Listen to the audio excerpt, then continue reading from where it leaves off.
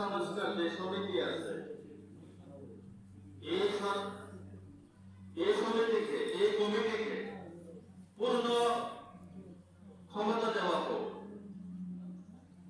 তিনারা আমাদের সমাজের মধ্যে যে কোনো ধরনের ঘুষ, ড্রাগস, মদ খায় অত্যাচার,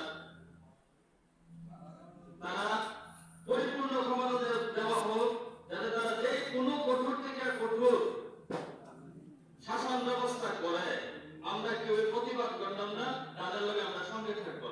এই প্রস্তাবটা তিনাদের মধ্যে সাথে আমার এই ভোটটা রাখবার আপনার। আর তৃতীয় কথা,